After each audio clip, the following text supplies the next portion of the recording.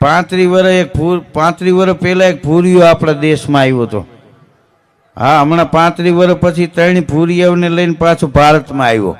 એરપોર્ટમાંથી ઉતરીને એરપોર્ટની બહાર નીકળીને ભૂરિયાએ ધૂળની ચપટી ભરીને ઊંઘી અને એટલું બોલ્યો, 35 વર્ષ પહેલા હું આવ્યો તો અને ભારતની માટીની સુગંધ હતી, સોયડમ હતી, એવી સુગંધ અને સોયડમ હવે નથી. મેં કીધું તે ઉપાડ્યો એ પોદડો છે,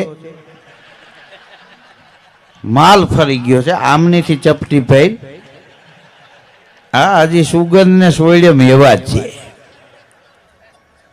મૂળ મુદ્દો ફરી ગયો.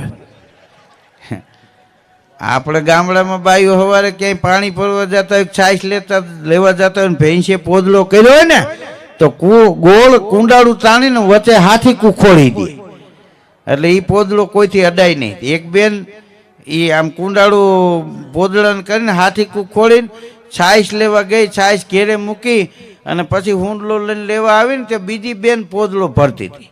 તો બે બાયું બાયતા બી ભૈરમાં એ મારો પોદળો છે. તો ઓલી બાઈ અજળ ઈ કે તારો નથી, ભેંસનો છે.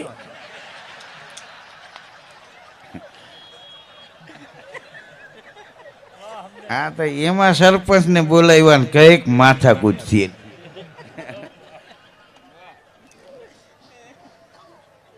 હા, પણ આ ભૂરિયા અમદાવાદ ઉતરે ને ત્યાંથી બુલેટ પાડે લીધા ભારતના નકશા ભેગા. જો ભૂરિયા અહીં ક્યારે નીકળે તો દેશીમાં ગાડ્યું ન દેતા.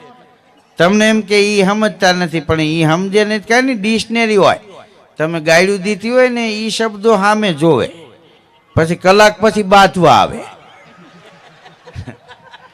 હા, તમે હોઈ જાઓ.